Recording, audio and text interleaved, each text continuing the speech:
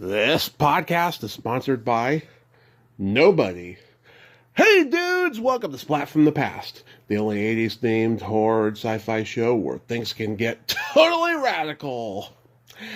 Now, today is my 2400th interview, and it's a very special interview, not just because it's my 2400th, but I will be talking to Lucie Arnaz Luckinbill, the daughter of the legendary, iconic Desi Arnaz and Lucille Ball. You all know I love Lucie, but Lucie's had an amazing career all her own. We are going to celebrate the 45th anniversary of the jazz singer, the 1980 Neil Diamond remake. And it's such an underrated remake as well. And Lucie's fantastic in it. She's also an award-winning Broadway actress, nightclub singer, TV producer, businesswoman who preserves her parents' legacy. And it's a fabulous honor to have her on today. I can feel that this is going to be wonderful.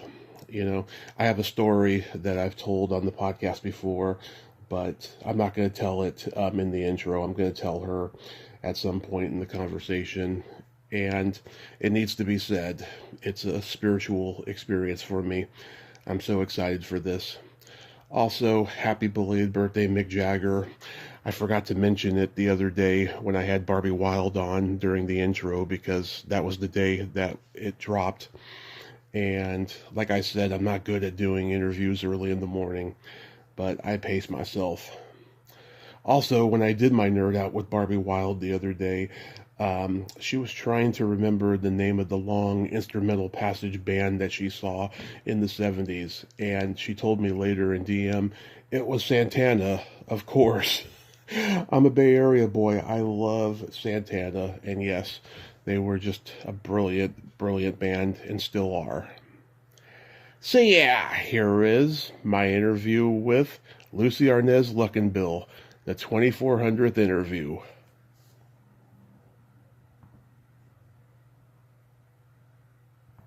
Hey, Lucie, welcome to the show. How are you today? Yeah, good morning. At least it's morning where I am. I'm fine. How you doing? I'm thrilled to talk to you. I know that this is such a cliche, but I'm one of, the billions of people in this world that have been impacted by your parents' work, and I'm a huge fan of you as well. So thank you so much for being my 2400th guest today. Oh, my gosh. What an honor. Thank you.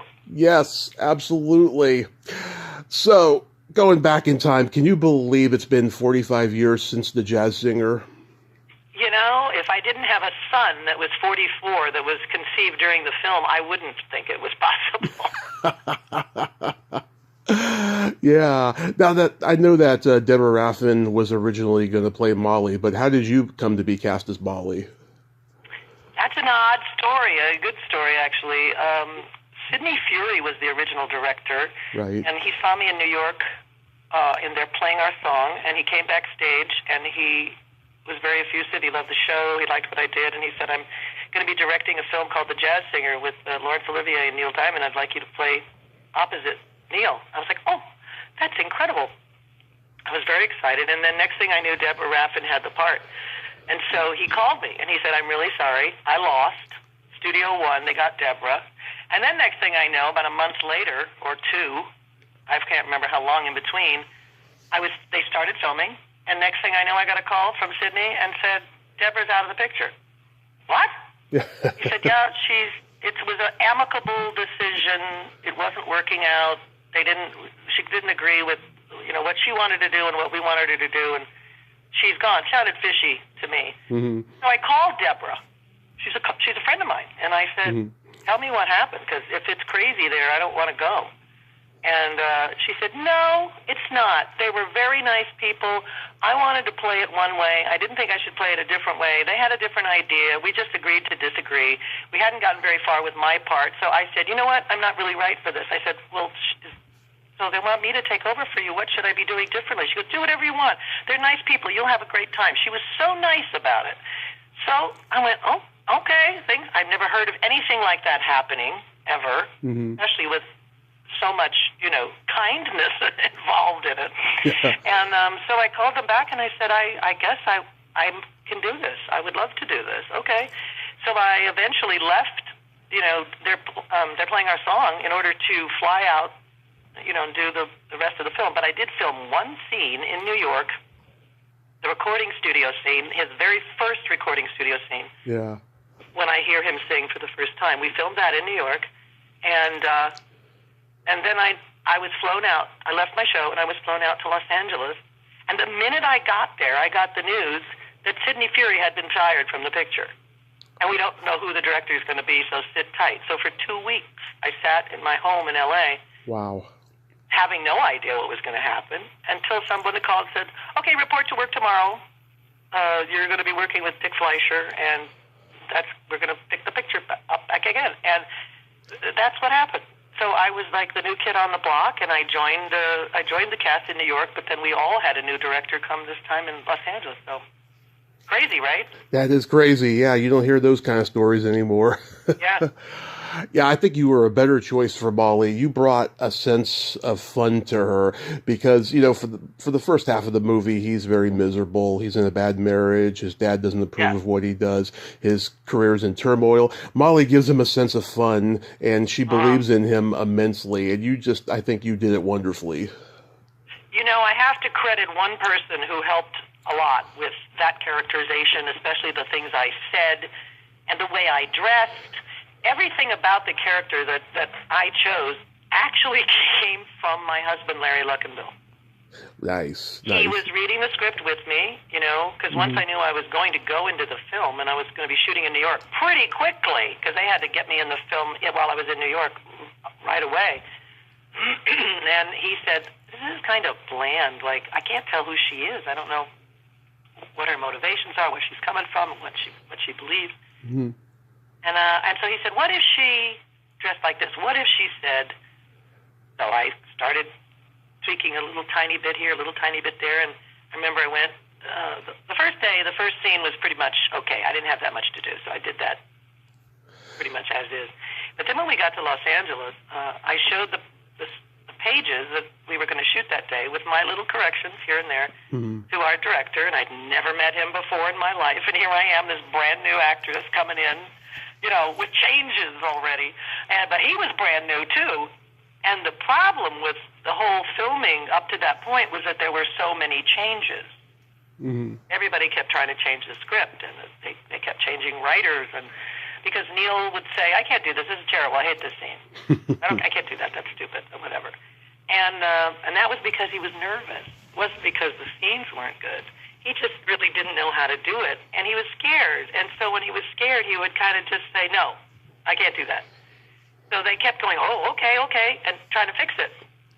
And then when they hired Dick Fleischer, he would say, I can't do this, and Dick would go, yes, you can. Here, let me show you how this goes. And he would kind of give him an acting lesson, and then Neil would relax, and he was terrific. He would do whatever it was. Mm-hmm. So by the time I got on the set, I said, I'm just thinking maybe she'll do it. And he took one quick look at the scene, and he went, that's great. Here, Joe, print these up. This is the scene. So from then on, whenever I came in with little character business and different dialogue, as long as it didn't really affect, I didn't change the body of the movie, I just changed me, like my reactions would be and stuff. And so that's kind of how I got my part. And I really have to credit Larry for giving me any kind of character at all, because very little was there. Yeah, that's a good husband, gives you input and all that. It's a good actor, is what it was. He's a very good actor. Yeah. And I appreciated the help. Now, before doing the movie, had you seen the 1927 version? Oh, no, because there's no correlation between either one of them, really. I know it's a weird thing because the 1927 version, is the first talkie in Hollywood. Al Jolson, Daryl Zanuck produced it. It's an important movie, and it had been done several times, but this was a completely different reworking and all of that. So working with Neil overall, I mean, he's a brilliant musician, songwriter. Do you think that, he turned into a fine actor by the time the film was over? Did you ask him that? No. I've never met Neil, no. Well, I would not be anyone to say, no, of course, he did not turn into a fine actor. No, he didn't like it at all. I don't think he enjoyed acting at all. He couldn't wait to get the hell out of there. He did what he was told to do, and he got a lot better at it. He got a lot more relaxed. But no, I would say he fabulous way he writes songs and sings them, and that's what he does best. And acting was something he wasn't meant to be doing, I don't think. He didn't understand the amount of energy, I think, that it takes to delve into a character and be in a scene. He was struggling a lot during that film. I felt sorry for him. I think some of our scenes were the most relaxed maybe that he got in the whole picture, and that was just because we had a good time working together, and I was constantly trying to do something to make him laugh and give him something to make the scene about, so that he could forget he was nervous, and we could just play that, and it worked. Most of the time it worked. But no, and I think if he was sitting here, he would agree with me. He would say, yeah, please, hello, don't ever make me do that again, Yeah. Now, you had that scene where Laurence Olivier finds out about the two of you. Was that intimidating at all to be on set with him? Not at all. I was on set with him way before we did that scene, because that was the only scene that I was going to have with Laurence Olivier. Yeah. As you might remember, the only time we ever were in a scene together, and all I said was, "How do you do, Kenta Rabinovich?" Yeah. And then he goes off and tears his collar, and I have no son, and he's gone. So that was hilarious to me, that was the only chance I would get to quote unquote act with Sir Laurence Olivier. So I made it a point, as soon as I was in Los Angeles, to be on set as often as I possibly could, to watch him and watch him with Neil. I stayed in the background and say anything, that I had my camera. I had a 35 millimeter camera with me throughout the whole entire shoot. And I took a bunch of great pictures, and he was the nicest man. So kind, so generous. Yeah. He always just did what the director asked him to do. He didn't come on with any kind of stark, diva-ness, like, no, I don't do that, dear. Yeah. I'll be doing it this way, darling. He said, what would you like, my dear? And Richard would say, we're going to be over here, and then you're going to get up, and you're going to do that. And he goes, thank you, dear. And he would do whatever they asked him to do. And then it became quite apparent through the middle of the film that one of the reasons he was, so amicable was that he was very, very ill. He was fighting one of his 2 or 3 battles with cancer, and at this point he was suffering terribly, but he needed to work because he knew he didn't have long. And he told me one day when we were sitting in the audience for the filming of the big musical number, I said, this is an interesting picture for you to choose to do. Can you tell me why this one attracted you? And he said, and I'm not going to be able to quote him exactly, but he turned to me and he said, I have to work as much as I can to leave as much as I can behind for my family. Wow. I think he just knew how sick he was, and he was just going to keep on trucking until fill up the coffers, Yeah. And it was very sweet. So he was there to do his job, and he was very accommodating to everyone. If I wanted to take a picture, and I happened to walk by him, and I was like about to take a picture, and then he saw me, and I went, oh, I'm sorry, I won't. He goes, no, it's fine. And he would pose. He would put his hand on his chin or something and pose for me. And he was a lovely, lovely man. Yeah, I mean, he's one of the fathers of Shakespeare acting, and God, that's a profound thing for him to say, too. That's wonderful. How was it working with Franklin Ajayi, who played Bubba? I didn't have too many scenes with him. I had one really great scene in the recording studio later on when Neil is throwing a fit. Mm-hmm. He's very angry and throwing, you guys are ruining this song, and I'm behind the wall, behind the glass, and I have just come in, and Franklin says to me, how did it go with the doctor? And my line is, another rabbit bit the dust. Yeah. Which means she's pregnant, right? Yeah. And that was my only scene to shoot that day. And I had just come from my own gynecologist who told me I was pregnant for the first time. Wow. And then I had to go to work and shoot that scene. And I couldn't tell anybody because I was like, I'm not going to say anything. This is my own little secret here. But so if you look very closely at my look on my face when I read that line, there's a lot going on. Yeah. But he's very nice. He was a very, very nice guy, and I didn't have very many scenes with him. I just found him accommodating and, fun. He mostly hung out with the guys, with the band guys. Yeah, I love that little scene backstage with you and Catlin Adams, and it's just pretty fabulous scene. I love that scene too. It makes a great clip. Yeah, and just that uncomfortable eye wiggle that you do, it's a scream. Oh my God, it's hilarious. You really have your mom's comedic energy in that regard. You know, I was fortunate to be around a lot of comedians when I was growing up. Mm-hmm. Pardon me.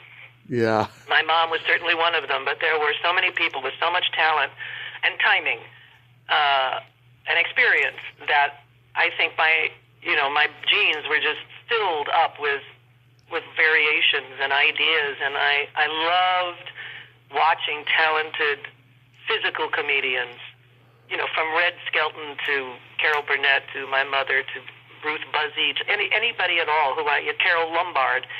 And you pick up, because if you really love the craft, everybody you watch, you get something from. And everybody always says, oh, your mother, gave you this, your mother gave you that. My mother gave me my legs, and my nose, my eyes, but I don't think your parents can give you your talent or the thing that you do for a living. I don't think that's possible, I'm not sure that that's possible. You get genes, like maybe you get a type of vocal cord that makes it easier for you to sing, or you get nice long fingers so you can play the piano or whatever. But if it was true that you inherited all the qualities, if your parents were, Jack the Ripper, you'd also be a serial killer, Yeah.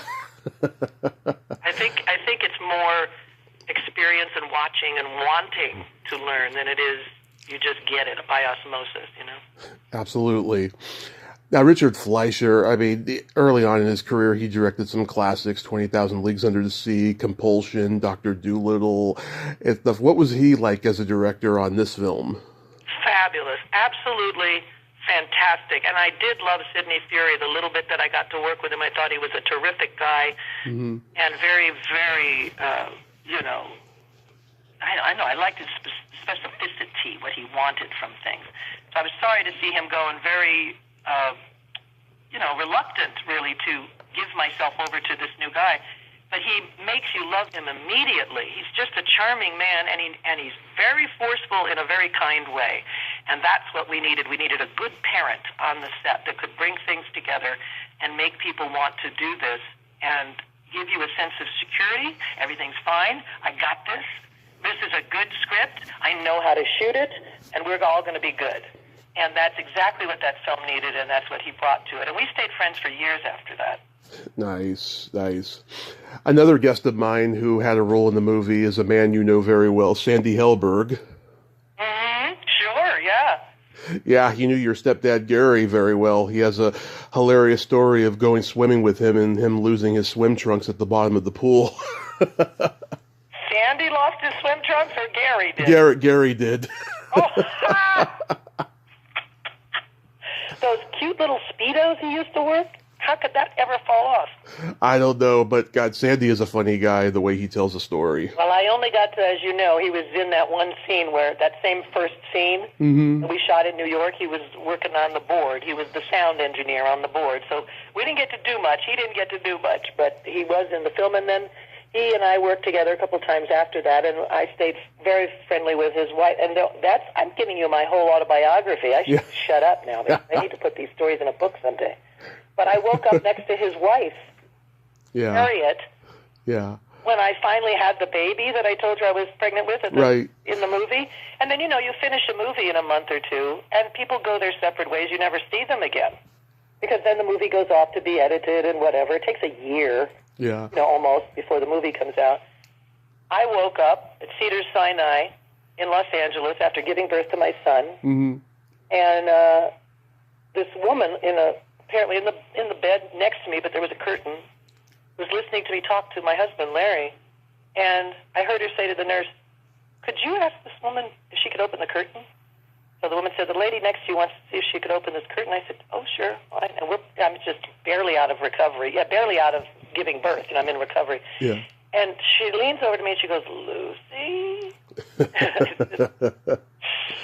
Harriet? Sandy Helberg's wife, Harriet Helberg. Yeah. And I went, and she was the casting director on the film. She was the casting director on Jazz Singer. And I said, oh my God, well, why are you here? Did you just have a baby? And she said, yeah, did you? And I said, yes. And I said, what did you have? And she said, a boy. I said, oh, my God, I did too. I had a boy. And I said, Harriet, what did you name him? And she goes, Simon. Yeah. And I went, so did I. Oh, my God. That was the weirdest thing. That we worked in that film together. We hadn't seen each other since the movie. We wake up in recovery next to each other. We didn't know each other were even pregnant. Yeah. And then all of a sudden, we're both having babies on the same day, 15 minutes apart, both boys, and we named them Simons. That's so crazy. Yeah, and of course... Simon Helberg became a big star. My Simon is a starving artist. But other than that... Yes, Simon Helberg was Howard on The Big Bang Theory. Yes, and he was in movies with Meryl Streep, and he's done quite well for himself. Mm-hmm. Were you disappointed that the movie didn't become, like, the biggest hit of the year? I don't think I ever expected it to be the biggest hit of the year. I was very disappointed at how cruel most of the reviews were to both Olivier and Neil. Neil was his first picture, as you say. He's never acted before, and they couldn't have been meaner to him. It's like he was such a big star, let's just knock him down and chop off his legs. Yeah. And Olivier is an old man dying of cancer, but arguably one of the finest actors in the world, and they just tore him apart too. I can't believe that everybody, I guess, they did not go after me at all. They were like, she was good. And I think I only survived because the others were beaten up so bad. And I thought that was really cruel, especially considering that movie won what was it called, the Cinescope or the CinemaScope or something like that award that they did every year, where people fill out these cards as they're leaving the theater all around the country, and they say, what do you think of this film and whatever. And that was the year of Ordinary People and other really great films. Jazz Singer won that award because the people voted. And they love the film, and people come up to me to this day and say, oh, my God, I've seen that film 12 times. I love that movie. It's such a great movie. But, boy, the critics just devastated it. And that was disappointing. Yeah. Well, I think because the movie had a stronger emphasis on the love story and the career, it didn't have, much on the father and son relationship like the previous ones had. And the fact that Neil isn't a jazz singer, too, I think was part of it. Oh, but that was such a stretch. I mean, come on. Just because they call it the jazz singer, it could be loosely based on the jazz singer. It's not going to be a replica, and they tried to update it. Yeah. A jazz singer would not be updating it. They made it a rock and roll guy, which, was proper. And not even rock and roll. Neil Diamond is hardly rock and roll. No. He's He's pop. today's jazz singer. He's today's, type of talent that would be called a jazz singer in those days. He writes the songs. He performs these brilliant songs in front of hundreds of thousands of people, and it was right that when they got to that part, when they got to, now he's capable and now he's performing, that it was that guy on stage. That was perfect. He was perfect for that, Yeah. It was just the earlier stuff, having to relate to the problems with the father, and he wasn't acting enough to not be afraid to open up himself and let it be shown. He was covered. He was a very covered performance, and you don't get awards for being covered. You get awards for opening yourself up and keeping it all there, Yeah. Speaking of awards, you got a Golden Globe nomination. God, your parents must have been astounded. I don't remember them being astounded. I don't remember anybody telling me anything, and I don't even remember winning the award because I was having the baby, which was so funny. I didn't get to go to the opening because I was in the hospital having the baby at the time. And then I was a busy first-time mom with a brand-new baby, and it wasn't until years later that I was unpacking to move somewhere or packing up, and I found this piece of paper, and I said, I got a Golden Globe nomination. When did that happen? I didn't even know I got it. So there you go. Clearly I didn't win, but, Yeah.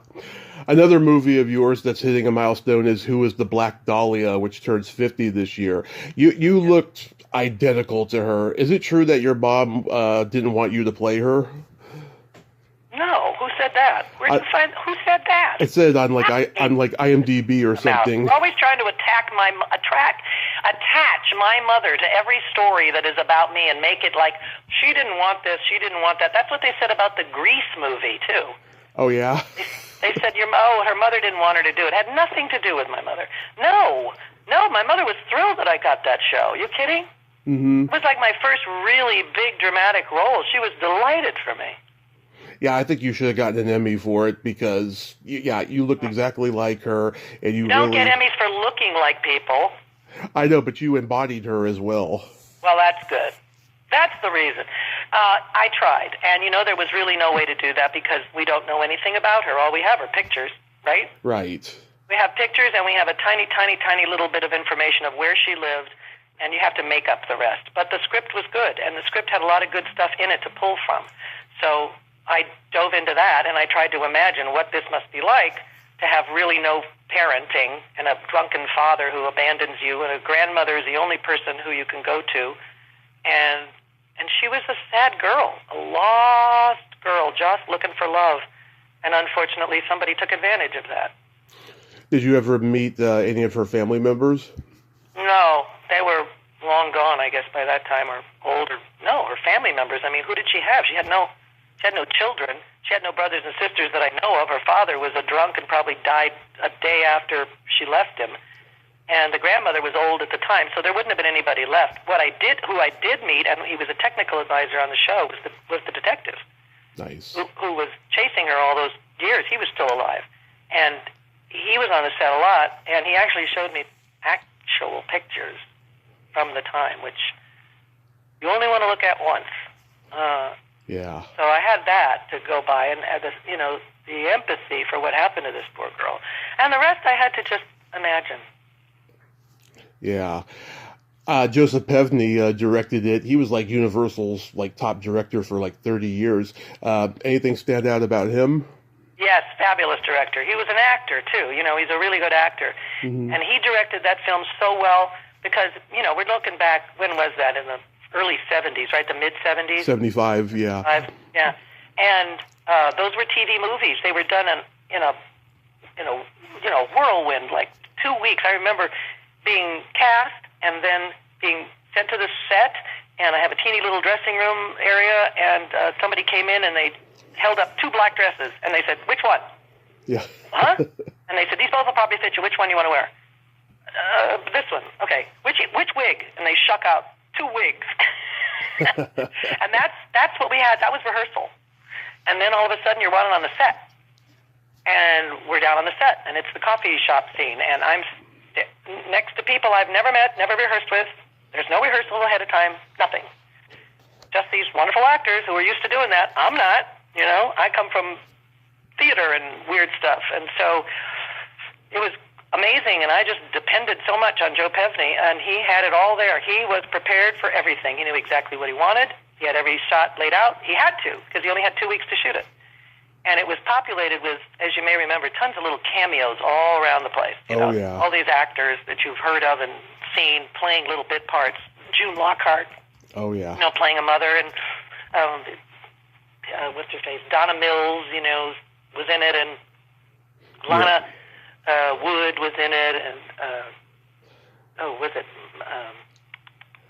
Well, even the main cast is great. Ephraim Zimbalist Jr. and Mercedes McCambridge. The leads, but all the other parts were well-known people for the most part. It was exciting to do. Everybody knew they were telling a true tale, something that actually happened. We had a lot of gravitas about it. There was no making fun of it, God forbid, or laughing about it. Of course. At one point, I was actually in a morgue drawer, a real morgue drawer. Mm-hmm. I had to shut it, and I had to be in there for 35, 40 seconds while they ran the film, and then action. And then they talked their scene, and then somebody had to open the drawer to look at my face and then talk about it and then shove the drawer closed again. I had to I actually did that. And so it was an experience. A great experience. I love Joe Pevney. He was an excellent director. So everyone took it seriously. There was no laughter on set, is what you're saying. We knew the story we were telling, and there was nothing funny about that. No. It was a serious story. I know that Dean Martin was a family friend, and you were on his variety show. Do you have any good anecdotes or stories about Dean? Oh, not really. He was a very private kind of guy, and he was a joy to work with. Everybody always said that. Just silly, plain silly. My stories all involve of that performance were the other kids who were on the show. They were all our friends, and I went to school with Dino Martin Jr. I went to school with Billy Henshey. Desi was on the show, Dina Martin and all that. They were family, and that was great fun. But Dean was just I don't know. He was like one of the kids. He wasn't even like a grown-up. I know. Tom Dreesen told me that Dean was the kind of guy you could hang out with him all day and he couldn't say a word, and then the moment he opened his mouth, the whole room would be laughing. Yeah, I mean, he had a wonderful dry wit. My mother thought he was one of the funniest people ever. I know that. She had a huge sort of boyfriend crush on him for years, just thought he was the best. Yeah, I remember he did a roast for her, and the late, great Ruth Buzzy came out as the old lady Gladys Umfby, and she's like, "You stole my Cuban boyfriend, Bibi Rebozo." Yeah, Ruthie was a dear, good friend of mine, one of my best friends ever for a long, long time. She was just a talented lady. I just loved Ruth One Buzzy. of the nicest people on the planet. Yeah. One of my absolute favorite things your mom did was Lucy in London, and I think it's very funny and very underrated. Did you go on location with her for that? No, I didn't. I was already grown up, and what year was that? 66. 76? 66. Oh, 66. Oh, God, no, I was still in school. I was in high school, so, or if it was shot during the summer, I don't remember when it was shot, but I was either in the show, in the Here's Lucy show, and then doing summer stock during the summer, or in school, so no, I wasn't in London then. Yeah, I think that your mom was ahead of the game on it, because this was like the beginning of old showbiz and new showbiz mingling and coexisting together on screen, like Laugh-In did and so many other things, like she was ahead of the game on it. I do. I think you're right. And I think it's quite ahead of its time. She took a leap of faith to do that and to have the kind of musical stars that she had, and somebody like Tony Newley, who wasn't that well known on television and things like that. I thought it was pretty classy, and again, wasn't particularly well received. It wasn't a disaster, but it wasn't. I don't think anybody remembers it except you. Thank God. Yes, and thank God for YouTube, because you could watch it any time too. Right, I know. It's wonderful. Did she ever talk about working with the Three Stooges? No, she just said the only thing I ever heard her say to somebody else when she was being interviewed was that, she had to be careful. It was a easy set to get hurt on. Oh, yeah. Because they were always doing crazy things and tripping people and throwing water, and you had to always watch yourself because they were like crazy maniacs. They were really like that in real life. It's not like they said action and they became the Three Stooges. They were like that. Oh yeah, I'm sure they argued a lot and stuff, but I doubt that they were hitting each other though. Oh no, they didn't argue a lot. They were just doing, Oh no, wait, hold on. I take that all back. I take that all back. That's not what she said about the Three Stooges. That's what she said about the Marx Brothers. Oh. I'm sorry. She was in room service with the Marx Brothers, and that's when she said they never stopped. They were like that off stage 9/10 of the time. They were always running around being crazy Marx Brothers. Three Stooges, she didn't tell me anything about. She just kind of rolled her eyes like, why did I even do that movie? Well, Mo Howard said that he thought at the time that your mom had great potential to become a star. Oh, well, that's nice. I know it was very, very, very early in her career, and she did what she was told, and she always said, I learned from everything I did. That's a good way to look at life. I know she has that little interaction with Larry Fine, on the Pig Latin. She says, oh nay. I never, if I've ever seen this movie, I quickly forgot it. I have no recollection of that film. Yeah, Three Little Pigskins is one of my top 10 favorites. Yeah, it's a college football one.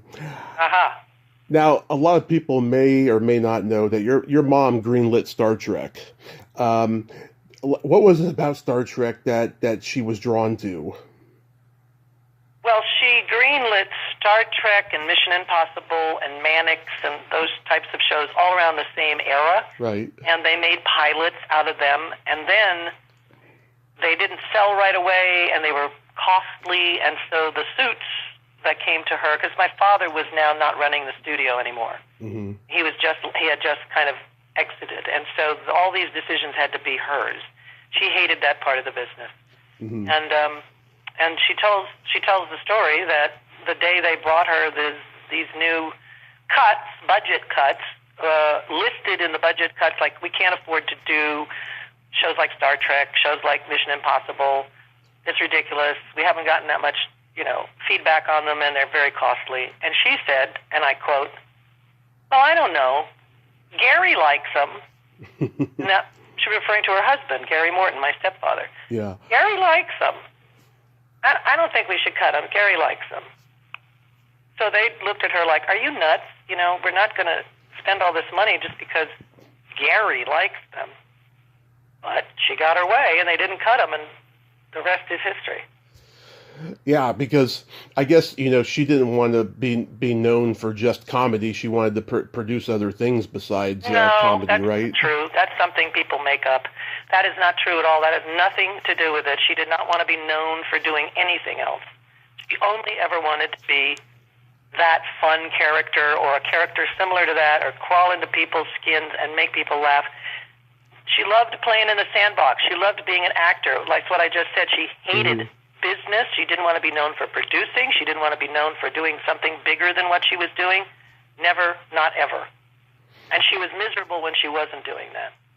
The rest of it just happened around her, and thank God it did, but it wasn't because she wanted that. Because I gotta say, she was also a pretty good dramatic actress. Like, I love The Dark Corner. That's a great underrated noir movie.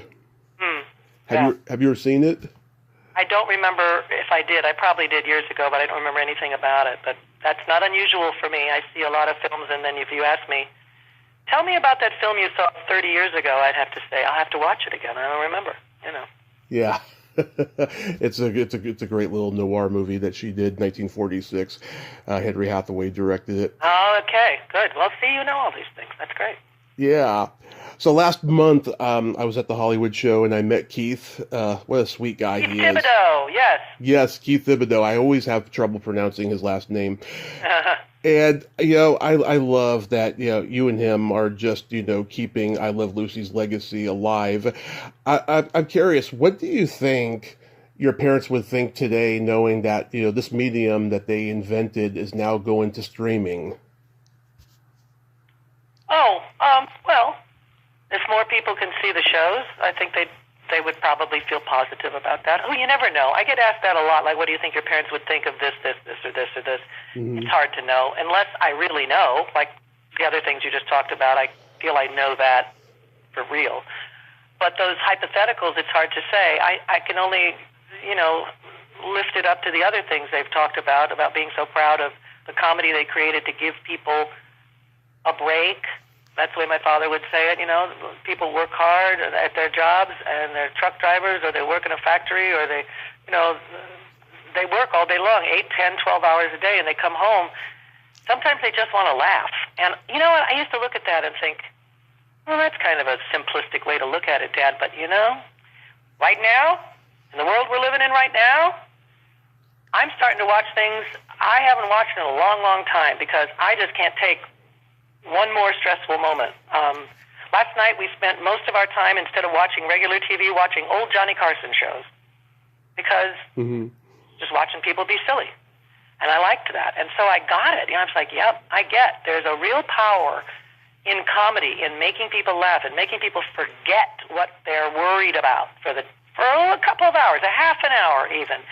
So if streaming allows people to watch more of what they want, like that, like I was able to do last night, then that's freaking brilliant. And I'm sure my father would agree with that. And my mother would just be happy that her shows are still being, watched, that good work is not forgotten. Yeah, I love all those old Carson reruns too. You were right; they were just so silly. It's just they had a silliness that's just missing in today's daytime or late night talk shows and stuff. Yeah, there was very little political conversation or put down or darkness. It was more just about being absolutely silly and fun. And Carson was so good at it. He was such a good straight man as well as a comedian that, I used to watch that show religiously growing up, even as a kid, like at 12 years old, 15, 16, 17, whatever I was. I loved watching Johnny Carson. There was something about it that recharged my batteries every night at the end of the day. And I still feel that way today. Plus, you have the added thing of all these people that were on that show that you know, they're gone. For the most part, everyone that's there, including him and Ed McMahon and Doc Severinsen and everybody else, they're long gone, you know? Yeah. So it's fun to look back and say, oh, my God, they were so funny. They were so talented. Look at what they're wearing. Oh, my God, look at the hair, you know? Yeah. Did you get to go on The Tonight Show with Johnny? Oh, yeah. The Tonight Show, you mean? Yeah. Yeah. A couple of times. I even hosted The Late Show, actually, once.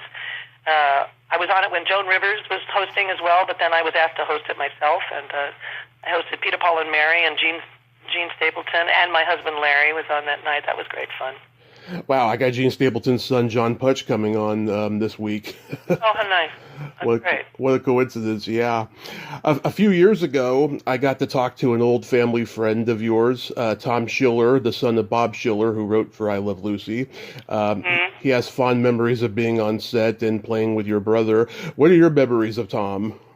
I don't have any, really. I didn't really grow up with Tom. He played with my brother, maybe. I didn't really know Tom, or I don't remember him as a child.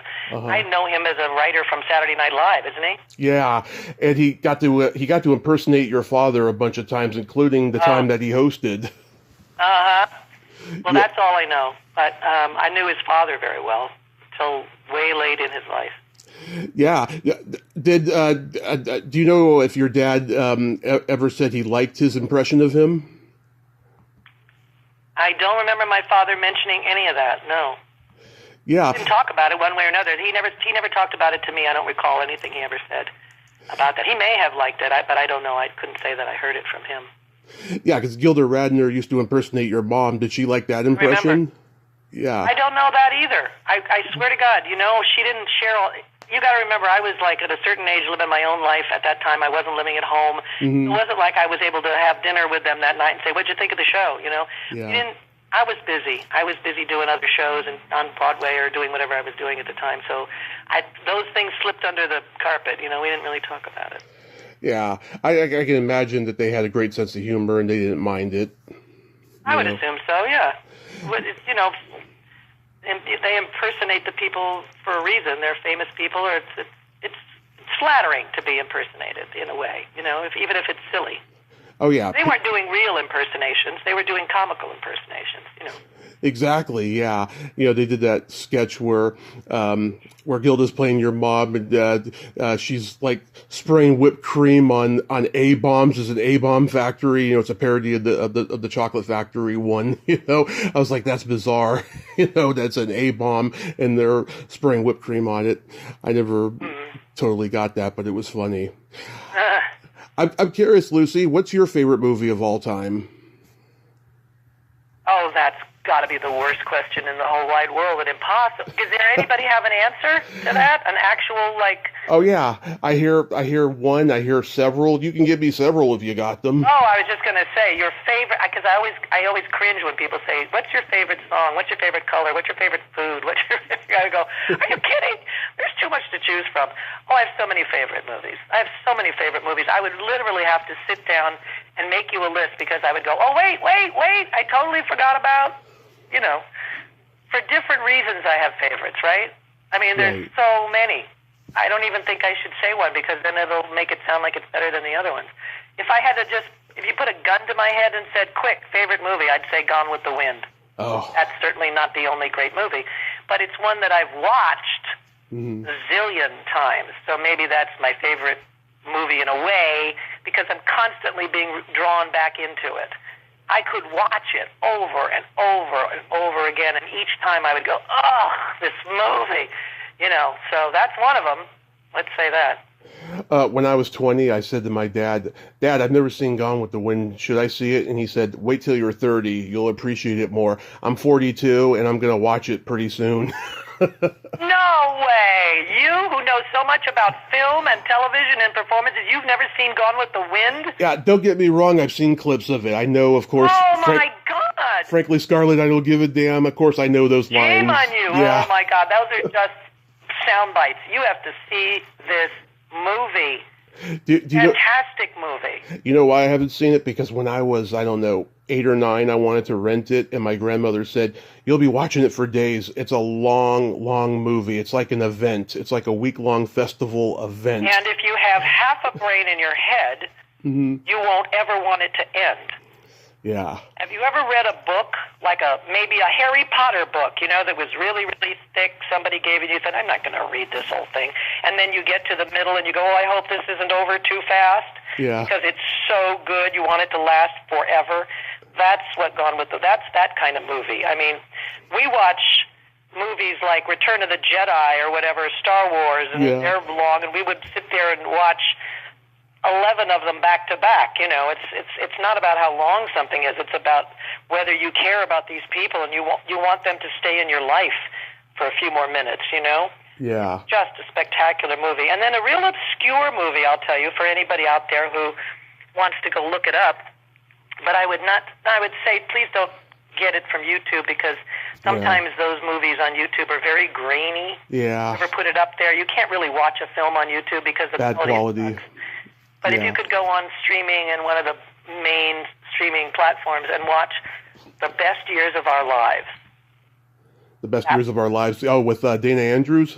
Yes. Yes, that's a good one. It's about these guys who go off to war and then they're coming back from the war and what happens to them when they come home and trying to get their lives back together. Simplest film in the world, if you think about it, and kind of old-fashioned. Black and white, but a killer movie. If you can't care about these people and you aren't devastated by this film in a good way, but just like, oh, I don't think you're still breathing. It's just one of the most brilliant films ever made. So that's my film taste goes all bizarre directions. No, that's beautiful. Yeah, I will watch Gone with the Wind. I promise I will. Okay, I want you to call me afterwards and tell me what you think. Okay. So I know you have a lot of things going on. What do you got upcoming you can mention? I'm actually spending a lot less time on the road and performing. I have 2 gigs coming up very soon. I'm opening the season at the Purple Room here in Palm Springs, which is my favorite haunt in the world, the best supper club ever, Purple Room, at August 29th and 30th. But I say that, and I shouldn't even promote it because the tickets went on sale Tuesday, and what day? Friday. They went on sale Friday morning, and the guy called me and he said, "You're sold out already for both shows."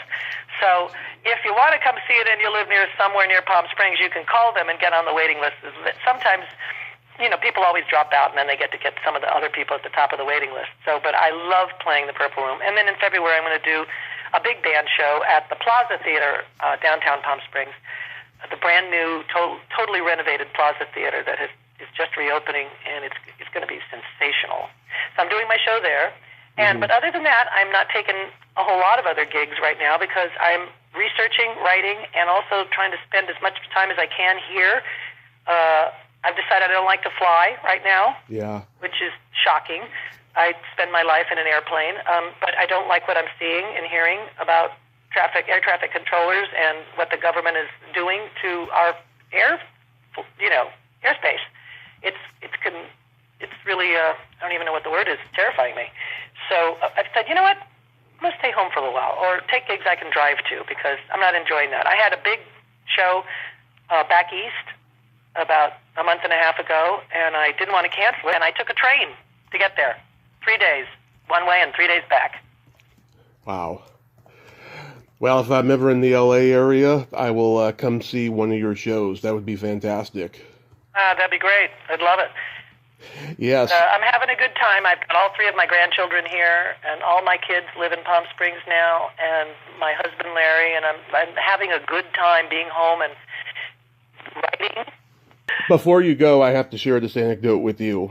10 years ago, I was in a really bad car crash, and oh my God, I'm so sorry. Yeah, I was in a coma for 30 days, and I woke up on my mom's birthday, and I have no memory of the first 3 days.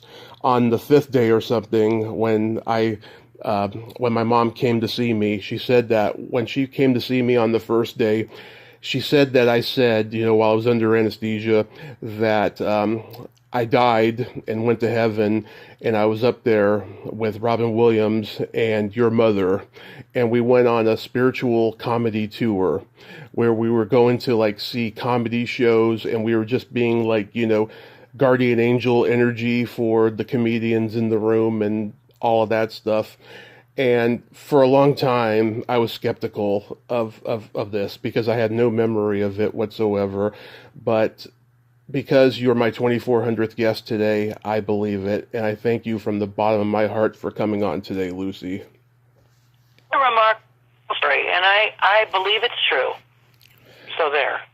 Yes, and I'm very spiritual, and I know that you're very religious and spiritual as well. So. I am very spiritual. I'm not religious at all, but I am very spiritual and metaphysical, and I do believe that kind of thing is real, and it doesn't surprise me at all that with your respect for the craft that you show by the things you care about and much, I'm sure that people like my mother and Robin and people who have that joyous spirit like you do would be there to greet you and probably then send you back. Say you're not supposed to be here yet. Exactly. And I'm glad they did. I'm glad to. I hope you write that book. Take good care of yourself and never retire because we love this Lucie as much as your mom. Oh, thank you so much. Well, you be safe and stay well. Have a great rest of your summer. Thank everyone. You too. Bye-bye. Okay. Bye-bye. Well, there you have it. Lucie Arnaz Luckinbill. Ain't she a sweetheart? Oh my God. I am just full of emotions right now. I cannot tell you. That was absolutely magnificent. Lucie is a wonderful lady, very smart and feisty and funny, and this was an honor and a half. And yes, I think that this was the best milestone episode I ever did, and I'm just so emotional right now. I'm pacing myself. Yeah, I say this every milestone episode. When I started this show, I didn't know I was going to do more than 10, but I am so grateful for all you listeners and especially all my guests who come on each week. And I thank you all from the bottom of my heart as well. Well, until next time, this is Tommy Throwback Kovac saying there's no shame in living in the past because the present sucks. Later, dudes.